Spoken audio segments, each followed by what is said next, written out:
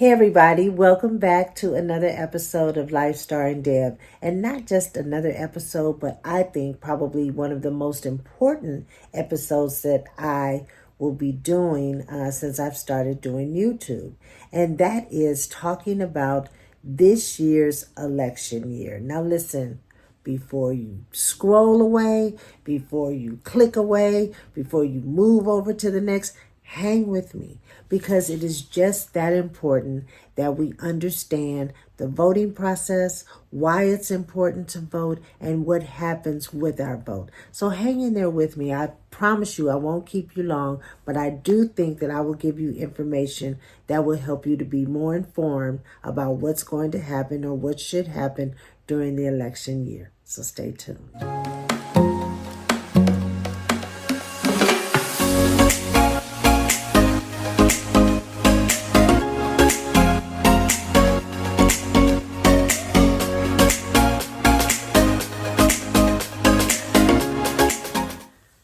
The first thing that you have to do before you even start debating the candidates and what they can and cannot do or what they did or didn't do is you have to register.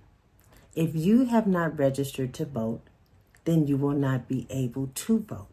You can't just show up at a polling place and ask for a ballot, because if your name is not on the list, you're not going to be able to vote. So you have to register to vote. That's number one.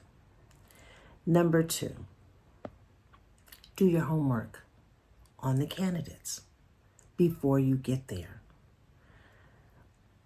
You are not going to find one candidate in either party that's going to check all your boxes. It's just not going to happen. But what I want you to do is look at the candidates, listen to what they're saying and what they're not saying. And you want to vote for the one that best represents what you want in your livelihood, for your family, for your state, for your community. Which of the two come closest to the things that you want and the way that you want to live? Pay attention to that.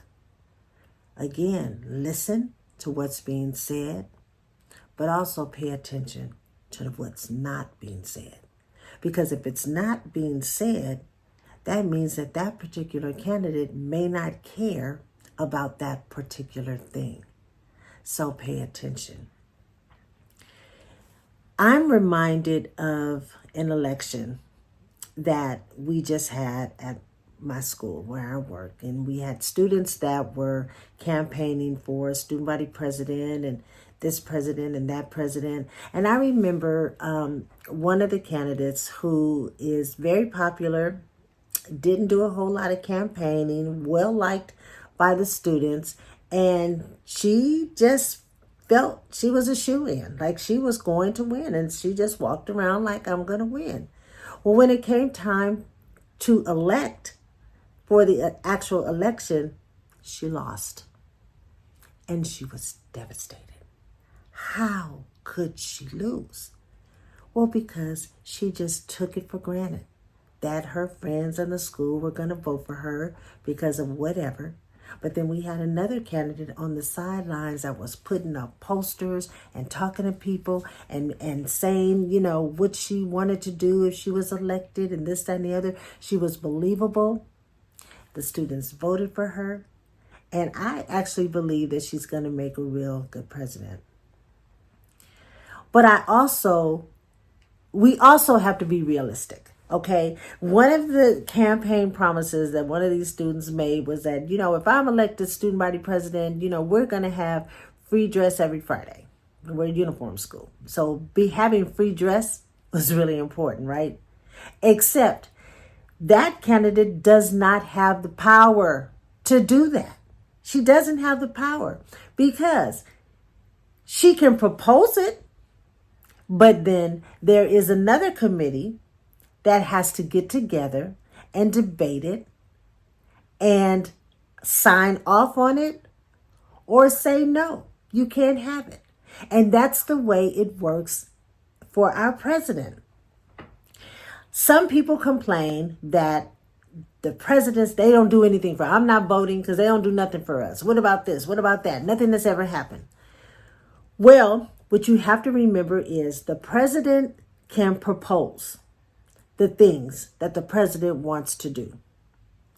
But the president can't just go in, sit behind a desk, grab a pen, and start signing bills into laws. That's just not going to happen because there is a House of Representatives, there is a Senate, and both of those groups have to agree on the proposal that the president makes. They have to vote and they have to decide if they want to push this forward or if it's just going to sit on the Senate floor and they're going to debate it forever. I remember listening one time to a speech that President Obama made. And people were asking him, why didn't you do this and why didn't you do that? And he said, you know what?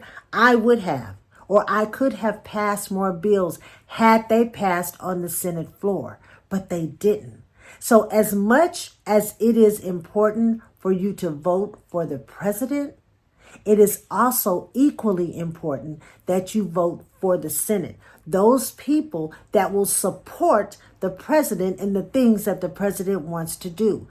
Because if they don't, if you have more of a majority of the opposite side represented on the Senate floor, they will vote the bills down and the bills will never come into law. So it is so important that when you vote for the president, that person that you want to represent you, that you also vote for the people that will support him in making those bills into laws. So vote all the way down to the ballot. And you can't always blame the president. The president didn't do X, Y, and Z because, yes, the president has power over some things, but the president doesn't have power over everything. And he certainly can't change laws just because he wants to.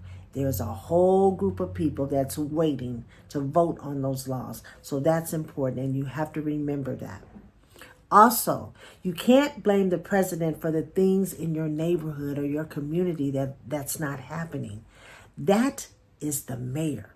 If there are potholes or your street lights aren't coming on or, homelessness or whatever it is happening in your community, in your city, that is your mayor. That is not the president. That is your mayor. The mayor's office would be the office that you would want to contact. And there's telephone numbers. You can Google it in your city of who to call for this, who to call for that, and there are numbers. And those are the people that you need to contact if there are things going on in your community that you want changed or that you feel that the mayor's office needs to know. Okay, so you've listened to the candidates, you've heard what they have to say about issues, and now it's time to vote. So you vote. Now what? Well, the votes are tallied. Now, there are two types of results in an election. One is the popular vote, meaning that a particular candidate got the most votes overall from the voters. And that should be enough to win an election. But it's not, because then you have the electoral votes. And every state gets so many electoral votes. And the candidate that wins the most electoral votes is the candidate that will win the presidency. So why is that important to know? Because there are some states that are called the swing states that they're somewhere in the middle. It could go either way, right? They can go more Democrat or they can go more Republican. They're just in the middle. And that's why candidates campaign so hard in those swing states, because they are trying to win them over. They are trying to get their policies and the things that they really want to do over to those states that are undecided. And that is why it is important to give to your candidate's campaign. $20, $25. I know you're getting text messages like, if you could just give $20, if you could just give $25, or whatever it is. And you're like, well, why? Because they have to campaign.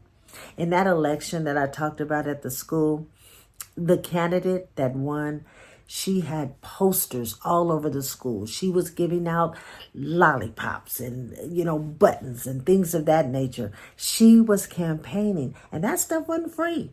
She had her parents, somebody had to give her money to go out and get those copies made, buy those poster boards, buy that candy and all that stuff. That takes money. So imagine what it's like for candidates on the campaign trail that are trying to advertise and trying to promote and trying to, get people to listen to them and come. That is called campaigning, and it takes money. And so when you get those little dings in your text message, or you scroll and you see where this candidate is asking for $20 and if this candidate is asking, could you just give a little bit more? That is to push the campaign forward. Don't ignore that. Give $20. Imagine if everybody gave just $20. If everybody that would be enough to continue to campaign. And it's going to be a fight. It is going to be a fight down to the very end, down to the last ballot is counted. Make sure your voice is heard. Make sure. Because I remember going to vote with my grandmother, who remembers a time when she wasn't allowed to vote. So when she was allowed to vote, she made sure that she voted every election year. And she made sure that she took me with her. And I used to ask, well, Grandma, why are you voting? And my grandmother would say, I'm not voting for me. I'm already lived my life. I'm voting for you to make things better for you. And that's what I'm saying. Right now, probably either candidate that wins may or may not be detrimental to my lifestyle. I don't know, but I don't think so. However, I have children and grandchildren that I think about. And so my vote, although I'm casting it for the things that I believe in, I'm also thinking about the future of my family behind me that will be here after I'm gone. That is why I vote. That is why I'm asking you to vote. It is very important. For some of you, it may be your very first time voting. Yes, get out there and vote. Your voice counts. Your vote is your voice. And campaign for the candidate that you think will best represent you and what you believe in. So that's it. That's today's episode. Thank you for tuning in. I really don't like talking politics or religion because there's always a debate around that. But I hope that you got a little bit better understanding about the election process. I hope that I have inspired you to register and to vote in November. So until we meet again, be good. Be real good to you. Take care.